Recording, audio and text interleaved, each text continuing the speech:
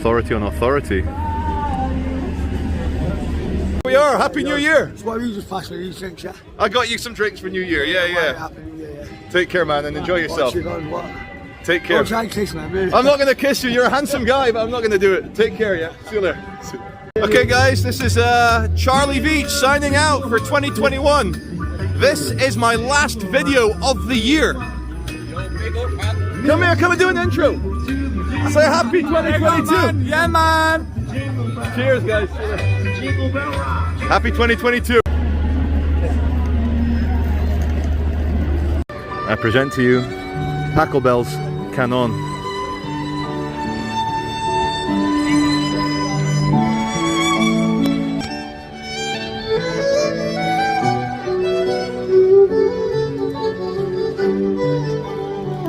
Hi everyone, Vyakti Bhagwan Hai, which is Hindi for Atman equals Brahman, or if you prefer, the individual is God.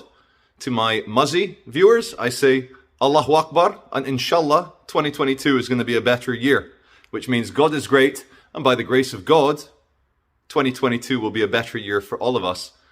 To all my English viewers, or my Anglo-speaking viewers around the world, I say the kingdom of God is within you. And let's not miss anyone out. Let's not miss anyone out. So to all my Jewish viewers, I wish you shalom.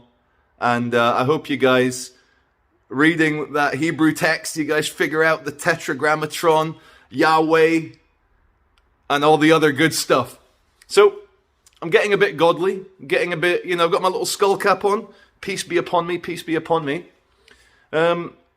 It's the end of the year. Very quickly, when you look at the similarities between Judaism and Islam, it's incredible how similar they are. Very, very similar. It's not a bad thing. Oh, and to my Sikh viewers, I say Sabgo Bindahe, which means there is absolutely nothing but God. Very, very panpsychic or universalist idea of divinity. Now, of course, we live in a Christian country. Europe is very Christian. America is very Christian. And comparing Islam and Judaism, they're very similar. They're like legal, political, spiritual guidebooks. Islam, Judaism, political, legal, spiritual. Whereas Christianity goes, no. Christianity goes, look, render unto God what is God's, and render unto Caesar what is Caesar's, which basically means, let's separate church and state. Spirituality, politics, do they kind of go to... No, they don't really. So, again, this is a conciliatory note. I love my Jewish viewers, I love my Muslim viewers, but there may need to be a reformation in both the religions. And I'm not saying this arrogantly, I say this with true humility, as a follower of the perfect baby Jesus. But when you look at Judaism and Islam in the 20th century, they've had a few challenges. I'm not saying the Christians, Christians love a good war, but they were more political. Whereas the Muslims and the Jews have got themselves involved in some pretty theological dramas. But Sabgo Bindahe, there is nothing but God. So, the reason why I'm getting all godly on the last day of the year. Anyway, hope you enjoyed the clips. I made the peace with an enemy. He's now a friend. I don't know, still don't know what his name was, but he thought I was going to kiss him. But I'm not into kissing boys. I watched a film called Kingdom of Heaven, directed by Ridley Scott. Ridley Scott! You'll know him from Alien and Aliens, Nuke It from Orbit, Game Over Man, and Prometheus, and a bit more modern. That strange series, HBO series, Raised by Wolves, with the kind of robot people. Very strange, but quite interesting. Quite a lot of Christian imagery in that. So I was talking about Europe, America, Christianity has become so all-pervasive in our societies that I made it to the age of 41 before I read the Bible. And when I read the Bible, I was like, oh, I recognize all this shit. This is all encoded in our society. I've just finished Philippians, Paul's letter to the Philippians. Some interesting words about circumcision at the end there. When they're like, no, no, no, you don't need to chop your foreskin off. You don't need to do it. God didn't make a mistake. But look, to cover this out, because I know circumcision is still very popular with the Jews and the Muzzies. I can imagine 3,000 years ago, 2,000 years ago, 1,500 years ago, you know, you don't get to have a shower every day. You know, there's meat everywhere, fucking food, open sewers. Look, no disrespect. Everyone was the same 3,000 years ago.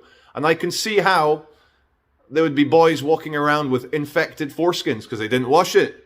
And a quick solution, just get rid of the foreskin. No infected dick. Shit, I need to try and make these a bit more... Look, we'll do it live, as Bill O'Reilly says, we're doing it live. So, 2021 ends as it started, with a looming lockdown. Now, I'm in good spirits, but I woke up again feeling ill today. I reckon I'm one of the unlucky people who, or maybe lucky, maybe I've got a lot of antibodies. I had the Mississippi Delta variant 6 weeks ago. Did a video about it, described it. You know, 4 days of the... And loss of taste and smell was very bizarre, very video gamey, very simulation theory. Nick Bostrom be like, see, it is a simulation. There is no such thing as smell or taste. And then, after having suffered and recovered and had no long-term effects from the Mississippi Delta variant, I then, 2 days ago, got the Optimus Prime variant. And it's exactly like a cold. Have I been tested? No. Would I be part of that? No. Of course not. You know, the government's really upset because they've run out of lateral flow tests and PCR tests, and they're like, how do we keep driving up the numbers if we can't get them tested? Look, just putting the paranoia, just putting the conspiracy theory hat on. I watched the film Don't Look Up yesterday with Leonardo DiCaprio, Meryl Streep, Kate Blanchett. Didn't even realize that the news anchor was Kate Blanchett until afterwards. I was like, who the fuck did Kate Blanchett play? Did she play the Steve Jobs character? He was hilarious. But what a good movie. Don't Look Up. Don't Look Up. Mate, what a film. And Leonardo DiCaprio's character, surely that's an Anthony Fauci ouchie piss take. So, okay, films aside, Kingdom of Heaven, watched it. All about Richard the Lionheart. He's got his, like, you know, buddies and other enemies, but they were buddies. With Saladin, I'll try and pronounce Saladin. Saladin, the ancient Syrian warrior. And he was actually in the film played by a contemporary Syrian actor. So he looks proper, looks biblical. And Kingdom of Heaven, it's got David Thewlis. Thewlis, is that how you pronounce it? Thewlis. Who was the incredible V.S. Varga in Fargo Season 3 with Ewan McGregor. Wow. What a baddie. So, the main thing I know, you know, I just read a few passages from the Bible, like, you know, proper Reddit, you know, Reddit? No, more of a different forum kind of guy.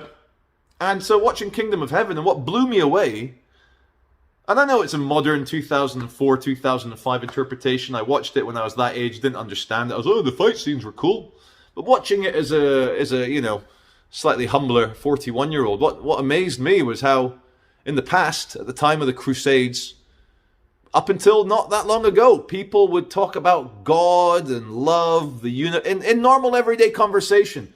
God this, God that, let's do it for God, for heaven, for truth, for love, for Jesus everywhere. But you know, of course, we've got new language now, but I get some of my very best, my very, very, very best spiritual thinking, my deepest right brain, wow, like proper Sab Gobind hey shit, when I'm watching sometimes a Brian Cox BBC science video. They were, the great one, it's on BBC YouTube, talking about how they know and they proved and what it means and how it formed the supermassive black hole at the heart of our galaxy, at the heart of the Milky Way. There is a supermassive black hole. Not to be confused with Nikado Avocado's hole, which he posted on OnlyFans. And I hope none of you ever see that image, because once it's been seen, it can't be unseen. Now, for a long time, growing up in my 20s and 30s, I had very strange heroes. I was always more into Alan Watts and Zen Buddhism than Christianity. Didn't really understand Christianity. It took a good doctor called Dr. Jordan Peterson for me to go, oh, okay, archetypes, metaphors, stories, not meant to be taken so literally. I get it. And he was a clinical psychologist explaining what they were all about. And I was like, oh, I get it now. And I always had issues with submission, you know. I always had issues with submitting to a lord. Whether it's a local lord, you know, politician, whether it's Jesus as the Lord. I was always like, oh, he's just another man, just like me. I'll never kneel to another man. Insert joke. So, but then I you know, as I got, you know, older, less bombastic and less ego-y, I got to realize, oh shit, Jesus is an archetype and a metaphor for me. So by submitting to Jesus as Lord, I'm submitting to the best form of myself, my highest self, the best things about me. And Christian civilizations have been the most successful ever because the book, the good book, the New Testament, the Gospels of Jesus, or the Gospels of the saints talking about Jesus, it's like the best way for you to live peacefully with your neighbor. You know, you're all in the same covenant. You don't need to chop your foreskin off. Everyone has the kingdom of God in them. And it's beautiful. And look, I don't know why I don't become a Christian preacher like Sonny Preacher Boy, Market Street every Saturday. I don't know why I don't get gripped by the dogma. But I can totally see, you know, the Bible. Like, wow.